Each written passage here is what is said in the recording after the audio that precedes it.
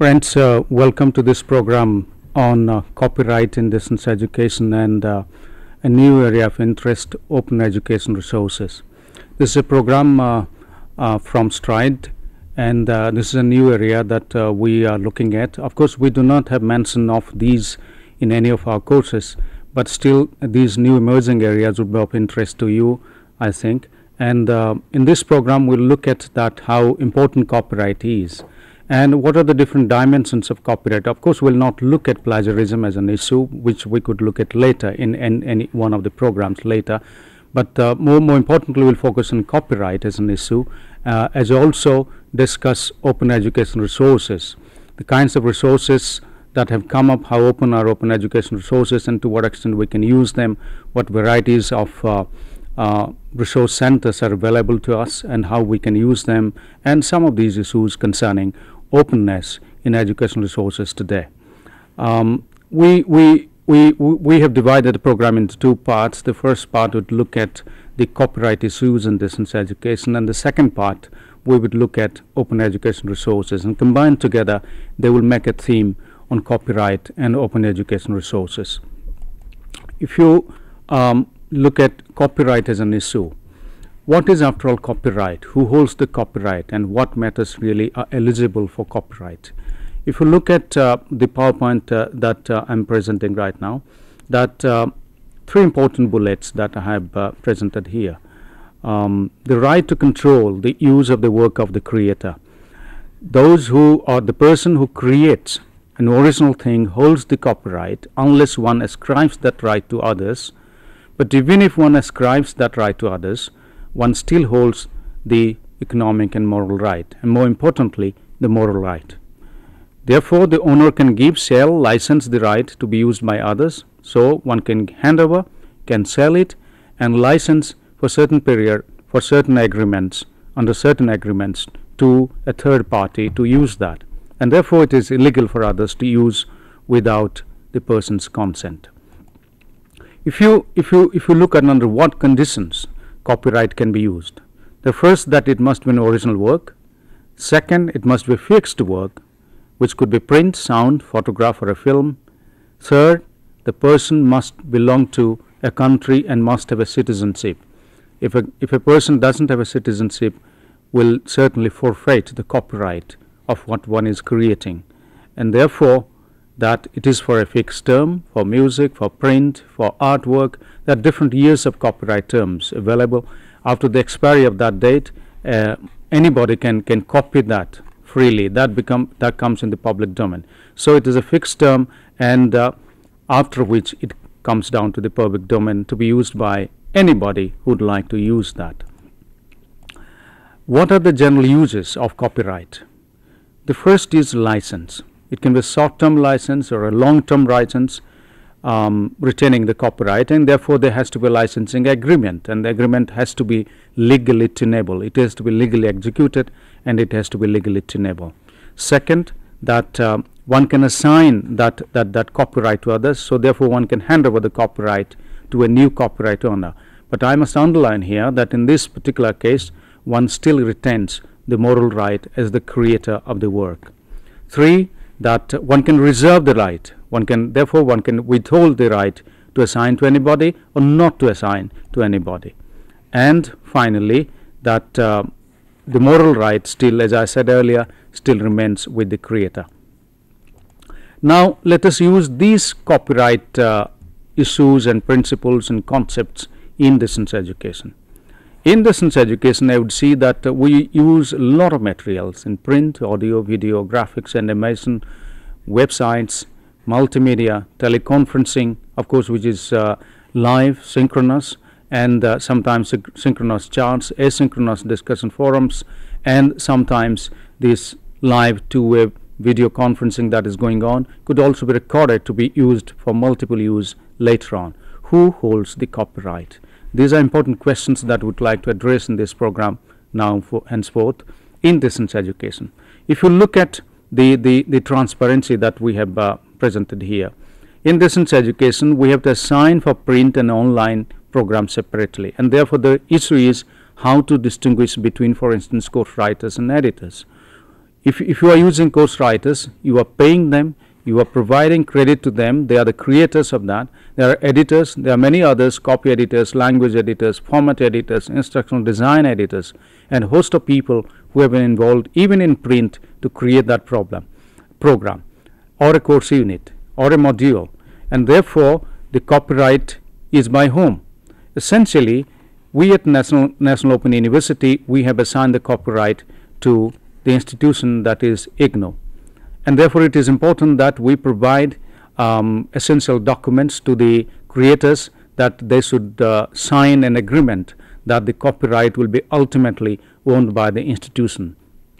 But still they hold the moral right. At any point of time, they can refer to the institution and acknowledge with a request that they can use those materials anywhere they would feel like, but not for profit, because they have been paid for once. Second, that the question of broadcasting, for instance, now teleconferencing going on, or a broadcast or video recorded material. So if a recorded material is repeatedly broadcast, what happens to copyright? Who owns the copyright? Say for instance live teleconferencing, who owns the copyright? And three, that if for instance students' works that are created online, or the assignments that they write physically in print form and supply to us, and we retain the assignments and copies and return to the students with grades and comments, and some of these good assignments and project reports that we can use as cases for our additional years of offer of those programs without revision. And once we revise the whole thing, that there can be a major revision. But before a major revision takes place, we can use those materials as assignments. We can use a student assignment again as an assignment, as a case for the next year's program, offer of the program. Who owns the copyright? This is an important question, that at the time of assessment and examination, who owns the copyright? Now let us look at the electronic use of the copyright issues in distance education. When there is a real-time transmission for multi-locations, as it is happening right now in teleconferencing. But what happens when we use repeatedly through recorded programs? If you are doing once teleconferencing to multi-locations, if we have the copyright, we can say this is copyrighted and we have the right to broadcast to different locations. But if we use that as repeatedly as possible, what happens to copyright? Do we again pay to the person who is presenting that? Who holds the copyright? Later on, can the person use that recorded material anywhere one feels like the print, and with due acknowledgement to the institution, not for profit? Second, for instance, that when there is a transmission delivery through protected intranet, for instance. In case of internet, it is World Wide Web. But in case of intranet, say for instance through a local area networking, if you are using materials which is very much protected through password, protected to certain boundaries, like for instance a university campus, if the students are studying face to face, and there can be use of intranet based materials, electronic resources within the classroom too. So who owns the copyright? So therefore, if there is a satellite network, there is a local area network, who holds the copyright? But say for instance if you are offering programs through the website, web-based programs through internet, who holds the copyright? These are all issues that need to be addressed in copyright in distance education. Now let us look at the kinds of contracts that we can negotiate insofar as copyright is concerned. We need to have provisions in place which are legally tenable to outsource materials or writing to external authors, which will be edited by the editors, instructional designers, graphic artists, whose materials are inserted into the printed materials, multimedia programmers, who later on produce audio, video and multimedia programs based on the printed materials that are already produced, and web designers, who create websites and transform those materials into websites. Who owns the copyright? And how to settle this issue across the board, because there are a host of people, as we call coach team, is involved in this. The second issue involved is that if we are developing national repositories, as we are developing, say for instance e-Gyan course, who holds the copyright? This is a major issue, that the people who have already created materials, people who would be creating materials which are digitized and which are made available on the website, and whose copyright is this? Of course the institution would say that this is copyrighted by the institution. We need to very seriously look into this issue to find out what exact provisions exist under copyright law to protect the copyright, and therefore to assign copyright or share copyright with somebody else, whosoever is involved in doing that or in creating that. A major issue comes up. Look at the third point. When we are talking about adaptation of materials, translation of the materials, and nowadays we are talking about transcreation of materials, that keeping the materials as base, we develop new materials in a different language. For instance, to translate from English to Hindi, we could transcreate from English to Hindi based on the materials in English. And who owns the copyright insofar as translation is concerned? Because translation is by a party or a group or an individual who translates, but the material has already been created by somebody else. Now, therefore, let us look at the consortia approach. For instance, the Distance Education Council in our case, which collects materials, stores materials in a basket, and therefore would be able to retrieve and redistribute materials under certain conditions, under certain agreements. Say, for instance, direct sale for use for a specific period with original right retained by the Apex University, in this case IGNOU, for instance. Or, for instance, there are materials available by other state open universities or dual mode universities which others can use, which the consortium can facilitate. Second, assigning the right to adapt, change, use in whatever way. So the rights have to be signed, that one can change it, redo, insert cases, insert activities, change, translate, transform in whatever way and therefore in that case who owns the copyright, and should we necessarily pay royalty to the course writers and others who are creating materials for the first time? This is an issue which needs to be addressed. One has to look into many other operational aspects of internationally universities which are offering distance education programs, and therefore re-examine that the possibility that should we necessarily share our revenues with those who have created materials for us. The third point is that permission without any charge. So the council can simply facilitate and simply say that we can get materials and we can store and we can redistribute, and no profit, no loss, and nobody will be charging any money for that. And finally, licensing to use for a specific period with or without changes. These copyright issues need to be resolved in distance education more particularly. What therefore is the institutional responsibility? The first responsibility by the institution is that all permissions for all materials to be used by students for selling or licensing need to be obtained. If we do not have a policy, if we do not have a procedure to do this, we are most probably lacking somewhere, because all these people who would be creating that and all those people who would be using that and reusing that, because once digitized they will be reusable, just like reusable learning objects. These print materials, audio materials, video materials can be digitized and reused, and therefore all kinds of permissions need to be in place, and therefore a procedure has to be in place. Number two, that say for instance if you are using consultants, the consultants, we need to have permission or contract with the consultants that the creation belongs to the institution and that all developed material is original. And this is very important, that all that we are getting in terms of print, audio and video, they are original or they are copyrighted. They are of course original by somebody else, and we take the copyright of that original material and use in our case. And we take a free copyright, we pay for that, we take a licensing agreement, and whatever we adopt that, whatever we do, we must have copyright clearance for that.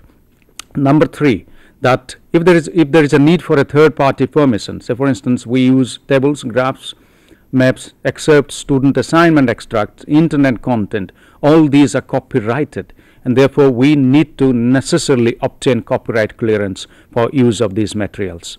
And therefore, say for instance finally, if we are converting all these materials into a platform called interactive multimedia CD-ROM, a varieties of people for print, varieties of people team for audio, for video, they are responsible for creating these materials. And when we collate all these through an instructional design format into a multimedia CD-ROM, who holds the copyright? That is an important question. This needs to be addressed, and therefore we need to have a policy on this issue. Let us now talk about the website. Say for instance web pages, which are literary works, graphics, which are artistic works, say for instance sound files, which are musical works, online collaborative creations, say for instance a virtual conference or a virtual forum or virtual discussion, for instance. Hyperlinks for students, we provide through in our online learning a lot of hyperlinks, sometimes without copyright clearance from those hyperlinks we provide. Who owns the copyright, and therefore a clearance will be needed. Web pictures, for instance, digital licensing, because we cannot copy the web pictures, they are not free, by the way. And database copyright, we refer to a lot of databases, we use a lot of databases, we provide hyperlink to a lot of databases, and therefore who owns the copyright? Friends, what through this presentation I'm trying to say that we need to have a copyright policy, we need to have a copyright unit, we need to have a copyright officer, so insofar as copyright is concerned. Based on what we have discussed, let us now proceed to the second aspect of the presentation, that open education resource. Now through this transparency, what you see is a distinction between free resource and open resource, or open source and free source. Free software are available with source code, we can use, modify, redistribute those, and we cannot really do that for proprietary software. These are protected. So for instance, the third point in the proprietary software, for instance, that in proprietary software we can use for a fee, and the source code is closely guarded. We cannot use that, and even if we use for free, we can license that, we cannot change that, which has been guarded, which has been guaranteed, which has been protected. But in case of open source software, the focus is actually on the software development and use of it, rather than getting into the source code. Say for instance, we'll come back to this a little later, say for instance Wikipedia or Wiki Educator for that, and the use of Wiki, which is an online encyclopedia, which is a collaborative development of content available internationally, free to people who would like to be engaged with it. And finally, open educational resources, Wikipedia defines these, that internet empowered worldwide community effort to create an education commons. We'll come to this education commons later, which is a legally protected online service to protect copyright for those who create, for those who reuse, for those who use, for those who change, and so on and so forth. These are protected by law, and we'll come back to this education commons in terms of Creative Commons or Education Commons little later. Let us now look at the historical development of all these terminologies that we are using today. The learning object, as we are telling, that once you create a graph, once there is a piece of or a fraction of an audio program or a video program, anything that we could capture in still form or in moving form, in animated form, we would call that as a learning object, which can be reused, and these days we're talking about reusable learning objects. So Wayne Hodgins created this idea in 1994, and we are still using in the form of reusable learning objects. In 1998, the concept of open content came up, with David Wiley creating that concept, and which are still we are still using that. Leroy Lessing and colleagues in 2001 created what is called Creative Commons, and which is available online if you create something and which you declare under Creative Commons, which is protected internationally legally by law, and therefore nobody can tamper, and one has to follow, one has to use that within the copyright principles, whatever is available there. And in 2001 was a historic year when MIT, the Massachusetts Institute of Technology, declared creative courseware. Almost 2,000 courses were made available, and later on many more courses were added to that. And we'll talk about that, we'll look at their site a little later.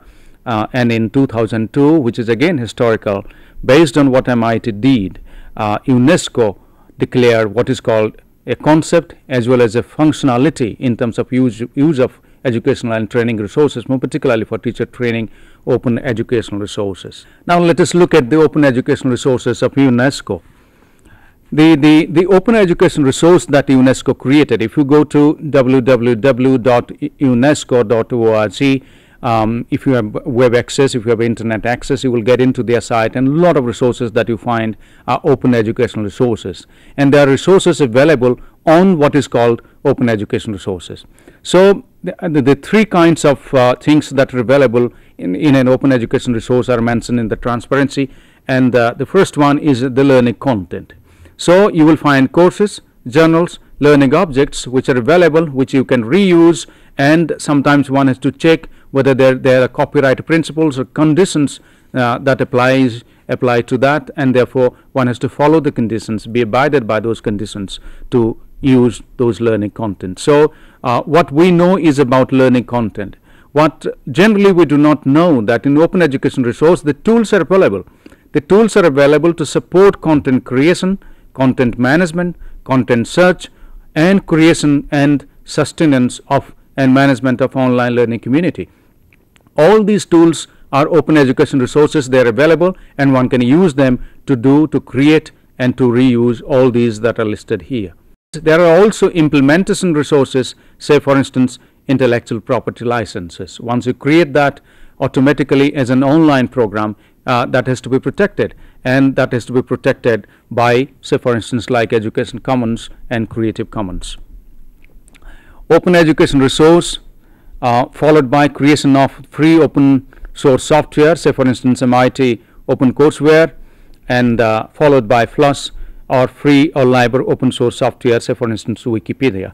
These are three important developments: UNESCO's open education resource, MIT OpenCourseWare, which is under FOSS, and Wikipedia, which we will talk about, is under free library open source software, FLOSS. There are two kinds of most importantly usable. There are many others. We generally use Wikipedia. We also use European Commission FLOSScom, not floss.com, FLOSScom actually. So these are very largely used FLOSS web resources or web platforms as open resources, and sometimes one has to look at the copyright protection within that. Let us look at some of the examples of open courseware available today to us.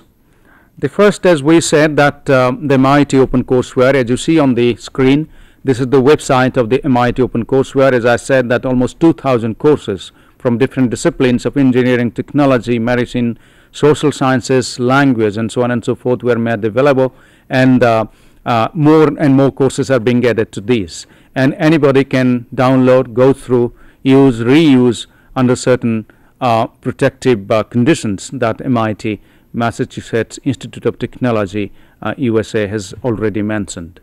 Look at the open education resource. This is not the open education resource website of UNESCO. This is open training platform. This is a training platform that UNESCO has created. You can use this, you can recreate, you can use this platform to recreate, you can use this platform to provide training, you can use this platform to recreate, redesign your training program in the way you would like it. 3, say for instance JHSPH OpenCourseWare. This is Johns Hopkins University website where the OpenCourseWare are available under certain conditions, of course, and one can use that as much as possible. And Johns Hopkins University, just like MIT, makes available some of the courseware free, and one can go through and get in touch and make reusable those learning resources which are available. This is about open sharing, global benefits. This is OpenCourseWare Consortium. This is a consortium which has been created for making available open education resources. One can go through and find out. This is OpenCourseWare Consortium, which has been created for especially support received from donor agencies internationally. Now let us look at CORE, for instance, CORE Open Resources for Education. This is also open resources available. One can go to the website and access those resources that are available. Now let us look at FETP courseware. This is created by Courseware Initiative OCW. The Fulbright School has begun to publish its teaching and research materials online, FETP Open Courseware. This is the website of that, and this was inspired by the MIT's OpenCourseWare initiative or OCW, and this is the Fulbright School that has created these open resources. This is created by the Japan Open Courseware Consortium, and if you go to the website, you get into, this is of course in English and this is available in Japanese. You can get hold of a lot of materials that are available. This is OPS. This is created by the, I think, the Taiwan. This is by the Taiwan Open Source Consortium, and this is of course available in Chinese language and Mandarin, but still I'm not sure if there is an English version, but one can still access these, and there is an English version available, so one can access this. And but what is widely used is the Chinese version of this website. This is the website that you see, the home page. This is designed very differently, and all these materials that are available, the country of origin are also mentioned, the courseware are also listed, and one can also get into other kinds of resources that are not necessarily belonging to one discipline. So therefore, this is an open courseware available, and one has to use under certain conditions. This is National Repository for Online Courses website, the home page, and which is available, and a lot of materials that say US history, American government, and all these, high school and advanced placement, and all these kinds of things. Besides the materials that are available, the other services are also available. This is the Spanish version of the MIT Open Courseware, and MIT Courseware is being translated into the entire website, and courses are being translated into different languages, and these are available. This is the Spanish version of the MIT Courseware. Friends, we have looked at some of these websites, and you can get into more of these websites. What we see on the transparency is the software aspect, the teaching aspect, and the research aspect of the open source software or the open education resources. So far, learning management system is concerned, there are two kinds, proprietary and open source. The proprietary are of course WebCT and Blackboard. As you know, the WebCT and Blackboard have merged together into one platform, into one company. Even if the platforms are used separately, they belong to one company. The Blackboard and WebCT merger was very historical, and almost they have the monopoly insofar as proprietary learning management and content management system is concerned. The open source, the largely used are Moodle and Sakai, and these days internationally more and more institutions and people and individuals coming forward, and industries are coming forward to use Moodle, which is an open source, which needs to be used by people, which needs to be modified, which needs to be customized by institutions as per their own needs, and therefore the open source of course have their own limitations, and therefore one needs periphery software, again open source software, which can be connected or adapted to the Moodle or the Sakai platform. So far teaching is concerned, we have already seen the MIT courseware, which are available free. The other one, if you look at the transparency, the other one is Connections, for instance. This is a collaborative online project. If you type in Google Connections, CONNEXIONS, you get into the website and you access, and you can also collaboratively join in an online project. Those who are dealing with higher education will be highly benefited by the Merlot website, the multimedia educational resource for learning and online teaching Merlot, and www.merlot.org. One can get into their site and a lot of materials that are available for higher education. And Merlot has an international journal and referee journal which is doing very well. Insofar research is concerned, two sites are very important, two platforms, arxib.org, this is science areas, and Public Library of Science, PLOS materials or the websites are available. And finally, we look at the licensing. So far licensing is concerned, we have licensing agreements, and so far print is concerned. So far multimedia and web resources are concerned, we have three important licensing agencies available internationally which are online. The largest used licensing agency is Creative Commons, that this is a commonly jointly created consortium which can ratify the copyright of those who create web resources, and once one declares under Creative Commons, those who join that could very well use that. and that is very important, that once it is declared under Creative Commons, one can use and reuse under certain conditions which the Creative Commons has declared. We're not getting into those conditions more particularly because of shortage of time, but if you get into www.creativecommons.org, you get to know that all those conditions that are available there. The second one is Education Commons, educationcommons.org, and you can get into again a consortium of web resources. And the third one is www.gnu.org, GNU Free Documentation License. These three licensing services are available online, and one can get into those websites to know more about them. To conclude, that what we have discussed in this program is two things. One is about copyright, which is very important, and especially copyright in distance education, with one caution that we have to create materials, use materials, reuse materials with full consciousness of copyright involved within that. Whether it is use of print, graphics, animation, photographs, tables, charts, audio, video, and web resources available on the internet, they are copyrighted, and we have to be very careful in using them. And therefore, once we violate that, we are not only violating, we are also getting into what is called plagiarism.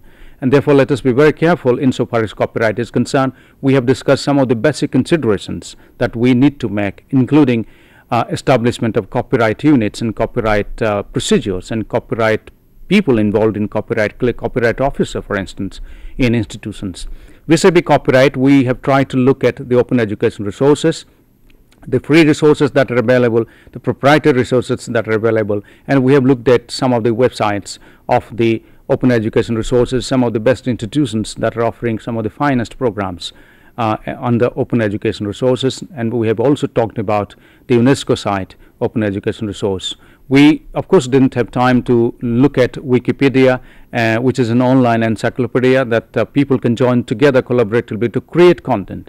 Once you create content, you tamper with that, you get into that, recreate, you get into their history, and anybody involved in that will come to know that who has done what at what point of time. Everything is recorded online. In case of online, everything is recorded second by second, fraction by fraction. Wiki Educator has been developed by the Commonwealth of Learning, and again a collaborative tool to create content, to offer content, to provide training, to join together in discussion groups, and so on and so forth, and to put content into that website. We have not talked about some other possibilities like blogging, weblogging, and so on and so forth, which are available with the development of Web 2.0, and maybe we'll look at all these aspects in another program. Thank you very much.